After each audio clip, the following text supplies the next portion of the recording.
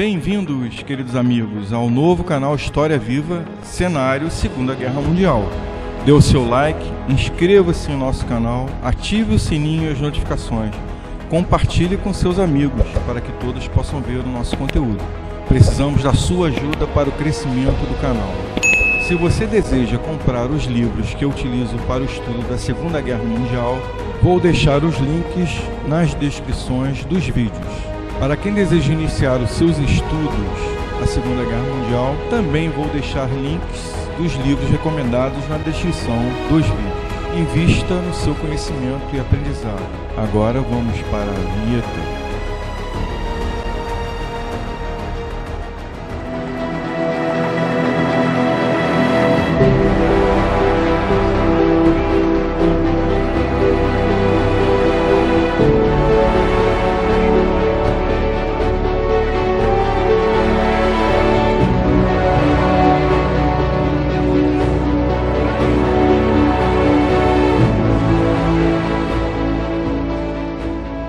A história do aspirante Francisco Mega.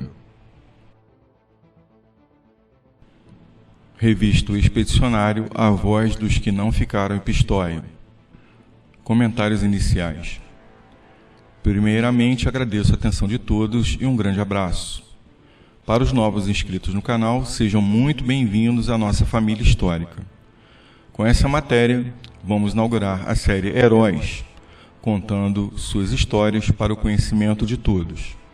Ao contrário do que muitos pensam, o Brasil possui em sua história muitos heróis. Também vamos contar a história dos heróis de outras nações que lutaram contra as forças do eixo durante a Segunda Guerra Mundial. Vamos conhecer de uma melhor forma e mais profundamente a vida e os feitos desses homens que se sacrificaram pela paz e a liberdade no mundo. Todos eles eram pessoas simples, seres humanos como nós. Com a sua luta, ofereceram ao sublime altar da liberdade as suas vidas, o seu sangue, tendo a coragem, o caráter, a determinação e o exemplo como regra maior, pedra fundamental, no objetivo de vencer o inimigo e libertar o povo italiano, nossos irmãos da Itália, do jugo nazista e fascista que por lá estavam. Sim, o Brasil tem heróis valorosos, se não mais, como as outras nações do mundo. Basta apenas a vontade de conhecê-los de uma forma mais profunda e começar a admirá-los. Vamos iniciar a série contando a história do nosso valoroso aspirante Francisco Mega, que nos campos de batalha da Itália representou, não só para os seus comandantes, como também para os seus soldados, sem dúvida alguma, um exemplo de dedicação, tenacidade e determinação no cumprimento das suas missões, no cumprimento do seu dever, colocando a sua vida à disposição da liberdade. Gravemente ferido, partiu para Deus como um verdadeiro cristão, fazendo uma oração com seus homens no momento de sua partida na Batalha de Montese. Francisco Mega, um menino criado com todo carinho pelos seus pais, que lhe ensinaram todos os valores necessários para a criação de um bom homem. Esses ensinamentos logo se apresentam vivos, demonstrando pelo seu comportamento e caráter para com os demais. Um menino que, na realidade, já trazia em sua personalidade as qualidades de um grande e bondoso homem. Depois da Batalha de Monte Castelo, esse foi um dos cenários mais difíceis da Força Expedicionária Brasileira, a FEB. Montese é lembrada pelos nossos ex-combatentes como a cidade da Torre Sinistra. Agradeço ao meu querido amigo, Tenente Coronel Fábio, do qual tive e tenho a honra de possuir a amizade e a parceria na coleta e resgate de informações sobre a história dos nossos pracinhas na Segunda Guerra Mundial. Também agradeço a Associação dos Ex-Combatentes do Brasil, Seção Rio de Janeiro, da qual tenho hoje a honra de fazer parte em realizar o trabalho de recuperação junto ao presidente Silvio Ernesto e ao vice-presidente Alfredo, no total de quase 450 cartas escritas pelos nossos combatentes na Itália, durante a Segunda Guerra Mundial, sendo material inédito e de valor histórico inestimável para todos nós. A biografia do aspirante Francisco Mega.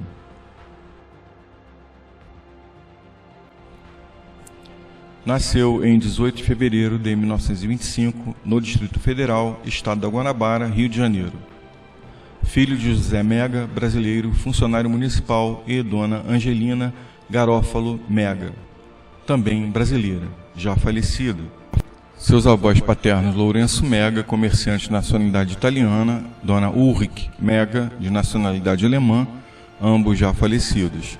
E seus avós maternos, Pascoal Garófalo, já falecido, e dona Garófalo, ambos de nacionalidade italiana, radicados no Brasil há muito tempo. Aos 5 anos de idade, iniciava os estudos em um colégio religioso, onde cursou até o 4º ano primário. Aos 10 anos, matriculava-se no Externato São José, concluindo e se formando em letras com 15 anos de idade. Nesse período demonstrou sempre índole aplicada, destacando-se entre os primeiros de sua classe e figurando sempre no quadro de honra daquela instituição de ensino. Decidido a se dedicar à carreira militar, iniciou um curso especializado, chamado Major Quintela, para o seu preparo intelectual. Nas horas livres, praticava esporte que o ajudaram a alcançar o preparo físico necessário, desenvolvendo peso e altura a fim de atender os requisitos exigidos pela escola militar. Em 1942, dias após o falecimento inesperado de sua mãe, recebia o espadinho de cadete. Declarado aspirante ao oficialato em 4 de 11 de 1944, no dia 21, por solicitação voluntária, seguia para os campos de batalha da Itália. De seus tão breves anos de vida, ficou-nos a lembrança de um menino que se fazia homem, guardando sempre um coração boníssimo. Um episódio de sua formação moral revela a firmeza com que alicerçava o seu caráter. Uma certa vez, com apenas 16 anos de idade, seu pai, vendo-o fumar, com o uso de palavras brandas, mas firmes, demonstrou seu desagrado. Obedecendo e ouvindo as ponderações de seu pai, o rapaz prometeu nunca mais fumar. Dias após, em companhia de vários amigos de sua idade, todos fumando, recusou o cigarro oferecido, ouvindo então gracejos que o diziam criança, com receio de castigo. Sem se alterar, declarou apenas: "Meu pai não me proibiu de fumar, apenas aceitei os seus conselhos e prometi não repetir. Respeito, assim, a minha palavra." Este acontecimento foi contado aos seus pais por uma pessoa que residia próximo à sua casa e que assistira desapercebida todo o desenrolar dos fatos. Também, ao embarcar para a guerra, teve um gesto que demonstrava o seu temperamento. Seu tio, amigo pessoal de um general, então em campanha, vendo apenas os 20 anos incompletos de seu sobrinho, recomendava-lhe que, chegando à Itália, procurasse visitar o velho amigo, entregando-lhe uma carta. Ciente, porém, dos termos dessa carta, o jovem aspirante, na hora da despedida, após abraçar sua irmã, tirou de sua túnica a carta, entregando-a com as seguintes palavras: "Não digais ao titio que não a levarei", mas parecia que me iam colocar sob proteção. Esse desprendimento foi testemunhado em ação, quando, ao se apresentar como voluntário para uma difícil missão de reconhecimento, ouviu do seu coronel estas palavras: "Julga-me criança, tão desalmado, que lhe confie essa arriscada incumbência? Isso não é para você." "Meu coronel", respondeu Mega, "sou homem, sou brasileiro. Faço a questão de comandar a patrulha. Saberei cumprir o meu dever até o fim." Trecho retirado de um discurso pronunciado pelo coronel Caiado de Castro no Externato São José, por ocasião da homenagem ali prestada aos ex-alunos, heróis da Força Expedicionária Brasileira. Para o pai do aspirante Mega, Sr. José Mega, as palavras do coronel foram como um bálsamo à sua dor, tendo a certeza de que seu filho morreu sabendo haver cumprido a sua missão, representando o Brasil com extrema dedicação e honra no cumprimento do dever em combate. E, para o coração do seu velho pai, Sr. José Mega, esmagado pela falta de comunicação de seu falecimento, quando aguardava como certo o regresso do seu jovem filho, o aspirante Francisco Mega, leu as palavras do senhor Major Ciseno Ramos Sarmento, do 2º Batalhão, 1º Regimento de Infantaria RI, na sua entrevista O Jornal, feita em 28 de 8 de 1945. Da sua atuação nos campos de batalha, na Itália, a sua família teve conhecimento, através dos fatos narrados aos jornais, pela emoção dos pracinhas que voltaram com o Regimento Sampaio. Também, pessoalmente, muitos companheiros de luta trouxeram as suas palavras de consolo e pesar à família do Bravo, agora segundo-tenente Francisco Mega. Os combates. Francisco Mega, identificação IG 224975, classe 1923, 1º Regimento de Infantaria. Embarcou para Limar em 22 de setembro de 1944, natural do Distrito Federal, Rio de Janeiro, filho de José Mega e dona Angelina Garofalo Mega, tendo como pessoa responsável o senhor José Mega, residente na rua Senador Nabuco, Distrito Federal, Rio de Janeiro. A literatura apresenta indicadores de sua excepcional conduta e visão de combate ao guiar o seu pelotão na terra de ninguém. Foi incorporado ao 2º Batalhão do Regimento Sampaio, participando das operações de ataque a Monte Castelo. Em Belvedere, ele teve uma citação especial e honrosa. Comandou, nesse setor de guerra, uma patrulha que cercou e aprisionou 7 alemães, que se achavam em uma casa-mata montada em uma casa, surpreendendo esse posto e sendo o primeiro a entrar pela janela. Foi um bravo. Em La Serra, Batalha de Castelo Novo, em 23 de fevereiro de 1945, o 2º Batalhão de Infantaria do Regimento Sampaio, sob o comando do Major Zizeno Ramos Sarmento, lançou-se para a captura da linha Cota 958, através de campos minados e severos bombardeios, até a conquista do grande objetivo, praticamente executado às 23 horas. Foram lançados elementos da 232, Divisão de Infantaria Alemã, em 3 contra-ataques apoiados e precedidos por severo bombardeio, tendo como objetivo retomar aquela posição. Todas as tentativas alemãs fracassaram. O aspirante Mega foi para a linha de frente no combate em La Serra, ponto 687. Fez a conquista e a manutenção deste posto, portando-se bravamente nas ofensivas ali realizadas. Por esta sua atitude, foi o seu nome citado e, desde logo, todos os soldados, principalmente os que estavam sob seu comando, possuíam grande admiração pela sua liderança. No dia 1º de março de 1945, durante uma ação de patrulha, atacou os alemães de surpresa, atirando uma granada não nos combatentes, mas no armamento deles, que estava reunido em um dos cômodos do abrigo alemão. Correio da Manhã, 1970, página 8. Com astúcia e humanidade, fizeram prisioneira toda aquela força oponente, sem realizar um único disparo. Somado ao seu preparo, instruiu rapidamente os soldados sob seu comando como municiar e operar a metralhadora MG-42, que foi capturada naquele episódio, fato que serviu de apoio para as novas e seguidas vitórias naquele mesmo mês. A Batalha de Montese. A ofensiva da primavera, a Batalha de Montese, que no consenso do 4º Corpo foi a área mais duramente atingida e bombardeada pelos alemães desde Monte Cassino.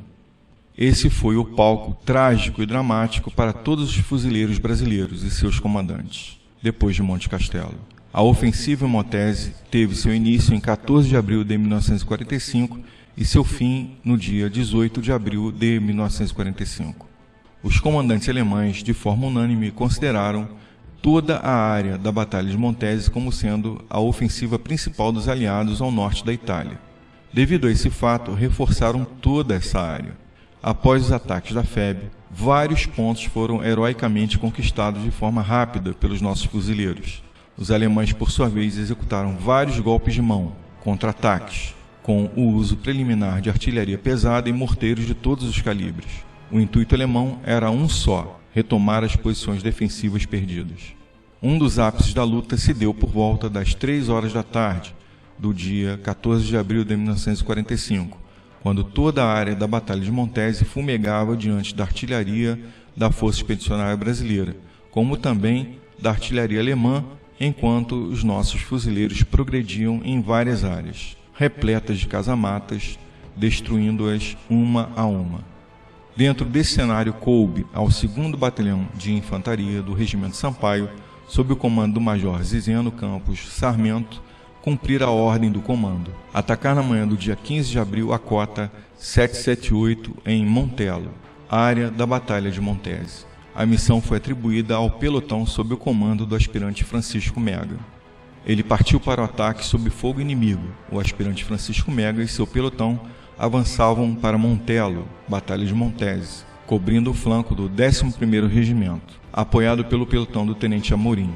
O aspirante, praticando inúmeros atos de bravura, progredia espetacularmente, apesar do intenso fogo inimigo. Finalmente ataca com seu pelotão a célebre cota 778, em Montelo, que era um ponto forte, um verdadeiro reduto alemão. Ambos os pelotões já estavam com baixas, mas progredindo bem. Durante a progressão, rompia campos minados e armadilhas rumo à cota 778. Apesar de uma forte resistência do inimigo, que procurava deter o seu avanço, também com disparos ajustados de metralhadora e forte bombardeio, impulsionou infatigavelmente o seu pelotão, cujos homens eram empolgados pelo exemplo de bravura e sangue frio. Em sua empreitada, o aspirante Mega se depara com mais uma casamata alemã. Detém-se por alguns segundos, preparando seus soldados para a realização do assalto final. Súbito ouvem todos o silvo característico de um disparo de morteiro e se atiram no chão. O aspirante Francisco Mega é mortalmente ferido por estilhaços, próximos à casamata alemã.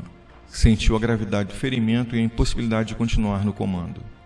O tenente Amorim, igualmente ferido, também teve uma atitude heróica, vendo o aspirante Mega tombar. Decidiu e continuou a liderar a sua unidade ao invés de se evacuar para a retaguarda. Ambos os pelotões tiveram pesadas baixas.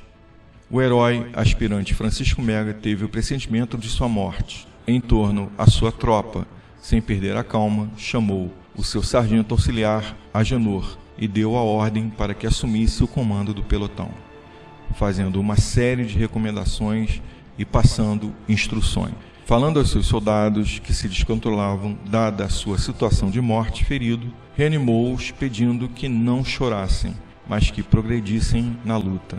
Diz: por que estão aí parados em torno de mim? A guerra é lá na frente. Quem está no fogo é para se queimar. Estou aqui porque quis. Se vocês estão sentidos com o que aconteceu, vinguem-se, acertando o comandante deles. De nada valerá o meu sacrifício se não conquistarem o objetivo. A minha vida nada vale, a minha morte nada significa diante do que vocês ainda têm por fazer. Prossigam na luta. Depois confiou ao seu sargento um anel que usava, tendo o retrato de sua querida e amada mãe, que faça chegar às mãos de seu pai. Olhou para a tropa de frente e procurou acalmar os ânimos. Em seguida, o aspirante Mega reparte com seus soldados alguns objetos de uso pessoal e recomenda lembranças à sua família e a alguns de seus comandados. Ferido mortalmente à frente dos seus homens em pleno ataque, nem um só momento deu provas de fraqueza. Continuou falando aos seus homens, despede-se de um por um e exige, mais uma vez, a continuidade do ataque, incitando-os a progredir no combate e no cumprimento do dever.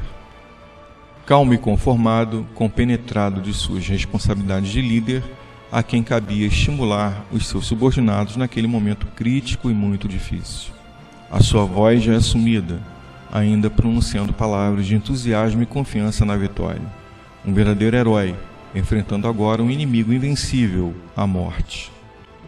O aspirante Mega, em seu último esforço, olhos enxutos com admirável serenidade, sentindo no fundo que iria morrer, pede ao sargento que retire um terço de sua jaqueta. Também pediu que um de seus soldados religiosos o acompanhassem nas suas orações. E assim fez uma oração, serenamente, sem contração alguma, calmo ante o olhar silencioso de seus subalternos, que o viam morrer digna e cristamente rezando. O bravo aspirante Francisco Mega faleceu com sua mente em Deus e ciente que cumprira o seu dever. Um verdadeiro bravo, com apenas 20 anos de idade, um menino se vai dos castigados campos de batalha da Itália. exaltou seu último suspiro com os olhos voltados para o ataque derradeiro do seu pelotão, em direção ao inimigo. Faleceu em ação no dia 15 de abril de 1945, na Batalha de Montese, Itália, sendo sepultado no cemitério militar brasileiro de Pistoia, na quadra B, fileira número 11, sepultura número 125. Marca, lenho provisório, seus restos mortais foram trasladados para o Brasil e colocados no Monumento aos Mortos da Segunda Guerra Mundial, no estado do Rio de Janeiro.